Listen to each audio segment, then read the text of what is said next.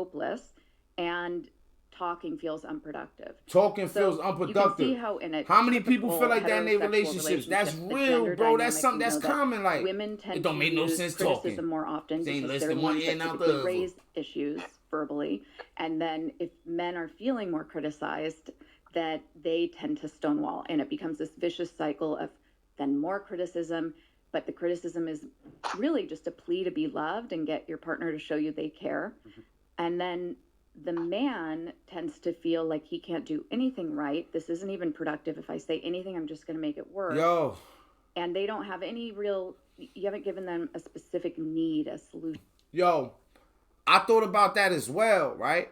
But I thought about how many times I've been in arguments and relationships, and it's like, I ain't even tell a person. That's why I always be preaching today too. Like, teach people how to treat you. Do your best to do that shit ahead of time. Because, like, once you get down a certain path, now you trying to teach somebody some shit. And they like, what are you talking about? But, like, you expect to be handled in a certain way. Or like, you got, like, a certain goal or plan. Like, you come into the relationship, like I say, yo, this is real talk, right? I don't think that I ever came into any relationship knowing exactly what I was even looking for in a woman. That is yet to happen in my life. Maybe if I was to get into another relationship, I might think like that now. Like, but to really sit down in front of a chick and not be thinking about whether or not or even if you might think it's deep that you thought that you liked the joke that she said. Because this is just better than you and more at a higher level than you. Like, oh, she got a fat ass. You like, yo, she got a... Before you was thinking, yo, this bitch got a fat ass. Now you're like, oh, this bitch got a little bit of jokes. You see what I'm saying? Then from there, you might be like, okay, this bitch life put together a little bit. She got a decent job. She do what she need to do. Maybe she don't got too many kids. Whatever the case may be, right? But getting to the point where, like, you could pinpoint... Because, like, me, I could pinpoint, like, potential and shit like that. I feel like I'm at a higher level of thinking than the average person is when I'm going into a relationship. But on whether or not, like, we gonna really be able to get that potential about you, what your drive is like, I mean, shit, still you ain't gonna be able to tell what it's gonna be like when we under a roof together for a couple years, or if we end up having a baby together, or if we end up starting a business. It's so many dynamics to that shit that people not think about when they get in a relationship, and you be mad at a person for your whole life because you chose them over a fat ass. Because that's what you thought you wanted. She might have chose you because you was punching niggas in the face. Yeah. And now she like, this nigga is wild, crazy, I cannot, oh my. She choose you because you punch niggas in the face and sell crack. And now you just go to jail and abuse her. And she like, what the fuck? I could not see this. And you doing the same shit.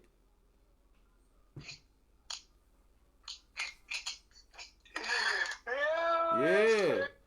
That's some real shit. Word of mother, I just heard something behind me. Word of mother, I feel like I heard somebody sit down behind me. God, word, or something there. Something they can do to shine for the you. The spirit of the ladies.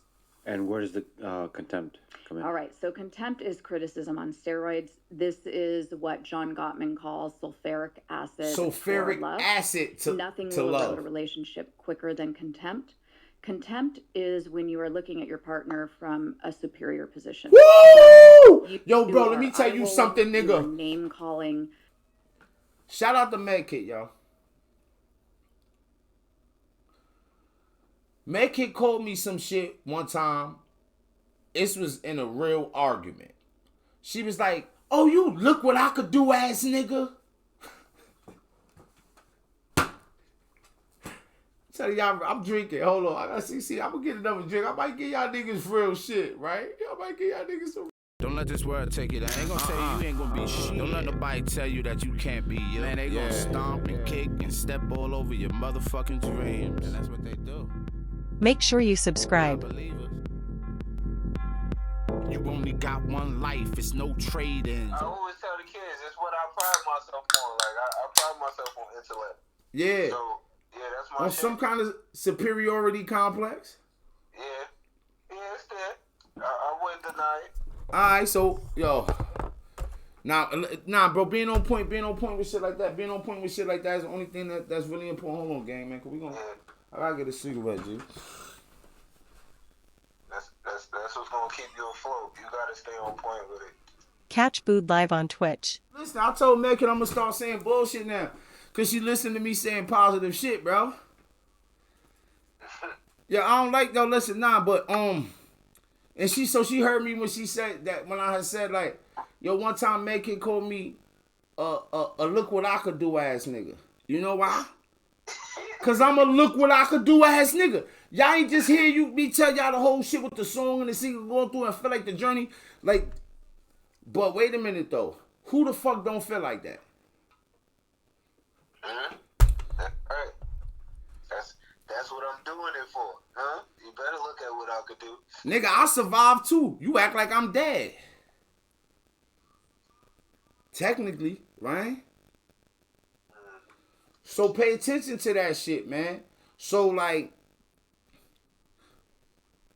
and I mean, if I'm intelligent, I definitely think to myself this, right? Like, say a motherfucker was coming at me like I was stupid all the time, like I ain't understand. Like, how long before I might start playing games with a motherfucker, or might start shutting the motherfucker down, or how long before that happens? Maybe a situation came up and I might just not addressed it correctly, and then it just got a ride, and now we just on the back. So shit really happens out here, and we all playing this game. Like I said, this ain't even got nothing to do with being heterosexual. There's a mocking, even physical mockery, imitating them, imitating their voice. Contempt is meant to just take the legs out from your partner. Ooh, that was raw. Pathetic, ridiculous, and it can be abusive. But most people have engaged in contempt at some point in their relationship. Lower level would be sort of the eye rolling, but that is the biggest predictor of a Megan split. rolled her eyes at me the other day, man. I ain't. Yeah, that mockery or contempt, just a little bit. It's like Yo, bro, look. And you know it's abusive too. So I ain't gonna put your shit. I don't know if you drinking, but nigga, it been some shit that you been crying about where I've been like, man, like, damn, she ain't even punch you in the stomach. Yeah, yeah. That happens sometimes. Nah, yo, bro. Remember when we was talking earlier and I was like, it's like, like I had asked Megan, I'm like, yo, you think you own me? And she like, yeah. And I'm like, yo, it's about what you do with the power. Okay. Yeah. Like, nah, that shit, yo, bro, that shit is real. And then, like, let me tell you something. Yeah, let's go. Yeah, and then you gotta understand, too, sometimes, you know how they say that. That's why I think it take a little bit of patience with it, because it's like, they say this when it comes to white people and black people. They say some white people don't trust. And I don't know who started saying that or who came up with that, because I don't know if I necessarily just agree with it. But they were saying that some white people feel like, yo, if black people was to get in a certain position, would they do the same thing to us that happened to them? Like, you see what I'm saying? So some people, but there are people that have those kind of fears. Like, if you do something bad to somebody, right? Sometimes that's what beef is. Like, you done did, say you fuck around and cut somebody, and I'm talking prison shit, but okay, look, right? Let's not have it be too harsh on some crazy shit, though. Let's do some common shit that maybe anybody can understand. Niggas got a job. Y'all working. You doing some shit that you might not supposed to be doing, right? And a nigga tell a boss on you and you lose your job, right? Homie is kind of thinking to himself like that you might do something to him, right? Like, yo, that nigga might see me and want to punch me in my mouth, right? That's a fact. Mm-hmm. The reason that he's thinking that way is because he fully understands that if a nigga did some shit like that to him, that's what he would want to do. Mm-hmm. So sometimes a person, like, your girl might think that, like how you were saying earlier, like, oh, yeah, I think you would sell drugs again, right? Like the chick can say some shit like that to you, right? Like, a motherfucker expectation, they might not be the same as like when she was talking about that game. Homegirl gets a lot of shit. Y'all need to fucking pay attention. Slippery slope. Sure is. And the opposite is true, where I just look at a person and think, wow, isn't that the most wonderful creature I've ever seen in my life? Like, just think that. And you know all the details about my son look like a dog with a dog. You gotta put that cream on a nigga? a weird like peacock at a zoo or something like that. Intention is powerful, isn't it? Yeah, and it changes. You start to notice beautiful things, and then let the things that annoy you. Yes. Like just. You're exactly right. You're touching on some really dissipate. important things. So I felt that. Because if you do that, your relationship will just change. You could, important. It's healthy. We need that could it. change your shit overnight. It could go from extreme hate right? to. So there is a saying that getting married is just choose. I knew that Amber Heard shitted on this. I told her, bro, didn't I tell you Amber Heard shit on that nigga bad? Some people don't understand how outrageous that is. Yo, bro, remember I told you she shitted on that nigga bad, right? Mm-hmm. This is the psychologist that administered the test on her and testified. Do you know how crazy? You know how, yo, bro? All right, listen. All right, check it. I've been drinking, but y'all know I don't be off too much. Shitting on somebody bad is close to serial killing. If you disagree, say something, nigga. If you disagree, say something. Nah, that's some prison type shit. I ain't never thought about shitting on a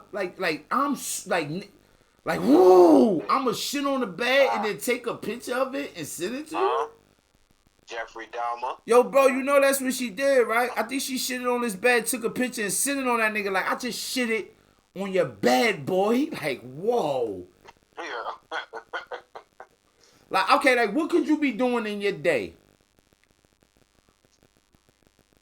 So you say you gonna stab her 100 times because she shitted on your bed? She was just trying to buy. you see what you see? He say he gonna stab her 100 times. Yo, bro, you shouldn't have paid that much for that bed if that's the case. Or the mother, yeah, nah, that's crazy. You heard? Listen. You said that they questioned the TikTok CEO. Yeah, they did. If I was on I'll pop to the wind down with Boo screen and pull it up on the internet and watch that. Yo, y'all, we wasn't even supposed to get this streaming. We gonna get through, but I'm gonna look into that too. We might pull that up, dog, because I don't even know, like.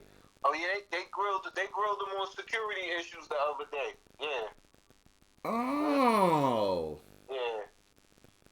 He went through a couple hours. He ain't say nothing too crazy. What? They asked, can TikTok connect the Wi-Fi? They bet not have asked that. That's why I be telling niggas with this voting to die with these people, like, bro. Yo, bro, that's a waste of question. That's a waste of question, my guy.